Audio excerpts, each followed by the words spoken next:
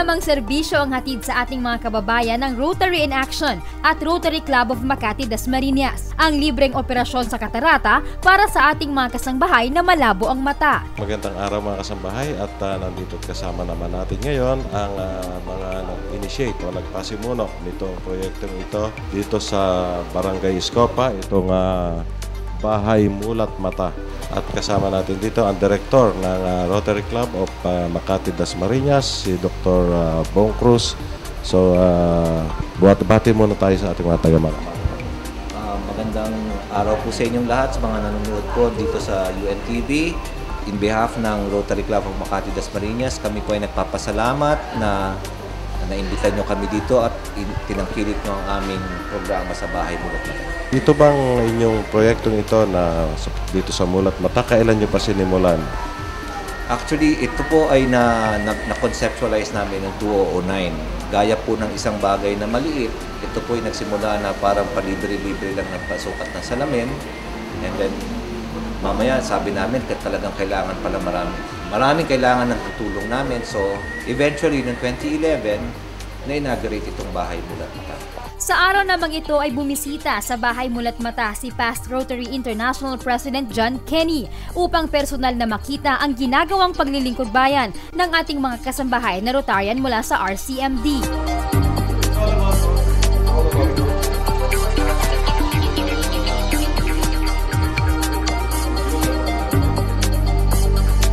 Rotary in Action is now here in Mulat Mata dito sa Barangay Escopa, and with me here is past RI President John Kenny. President Kenny, welcome to the Philippines. Welcome to Rotary in Action. Thank you. It's nice to be back here in the Philippines. This is the third time I have come. On this occasion, I especially wanted to see the wonderful projects that are being conducted by Rotarians within the Philippines, and this is one of them. You know, in some ways it takes so little to do, but it's so worthwhile once it is done. Just the gift of sight to a person. I can think of very few things which are much better than that to do. So what can you say about this project, the cataract operation? I think it's wonderful. I have observed from outside the skill of the doctors who are performing the operation, and I thank them because this is something they are giving of their own time and services free of charge, and I think that is important, but it shows the commitment of the Rotarians to the local community to be engaged in activities like this. And what can you say about the Rotarian here in the Philippines? The Rotarians here in the Philippines work very quietly. They do good in the world, and that is what we as Rotarians are expected to do, and they do it magnificently.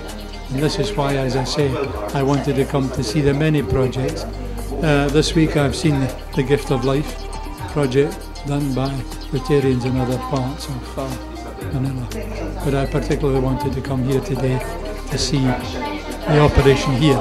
I've known about this from Scotland because we are involved in this with Rotarians in India. So I wanted to see what was happening here in the Philippines. Thank you very much, sir. And again, welcome to the Philippines. Thank you, and thanks for the opportunity. Itinatag ang Mulat Mata project noong 2009.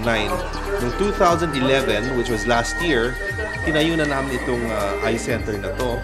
At ngayon ay nakakapag-opera kami dito on a weekly basis ng cataract operations. Ako'y mapalad at naimbita ko nga yung ating past president na pumunta dito, hindi lang doon sa malalaking hotel, but doon sa liblib na po na kung saan tayo ay nakapagbibigay ng tulong sa maliliit na tao. Ang ating pong gustong gawin ay makita natin ang grassroots kung saan nagpupunta at nagtatrabaho ang mga Rotarians. Nagpasalamat naman ang mga recipient ng Free Eye Cataract Operation sa Rotary dahil muling naging malinaw ang kanilang paningin. Nagpapasalamat kami sa kagaya ng ginagawa ninyo, Rotary Club, Makati Dasmariñas, at saka dating daan kay Brad Daniel Rason. Maraming salamat po sa Diyos at may mga taong katulad ninyo na nagbibigay ng magandang kalooban sa mga katulad namin mga kapaspahan. Salamat sa mga doktor nga nag-opera sa akin sa Rotary Club of Makati, Dasmariñas. Salamat po. Yan po ang isa sa naging recipient ng libreng operasyon dito sa Bahay Mulat Mata, proyekto ng Rotary Club of Makati, Dasmariñas. I'm so glad to have this opportunity of not only seeing the fine work being done here, but congratulate UNTV in being able to show this widely to members of the public. And then congratulations to those who have involved, and in particular to Danielle also.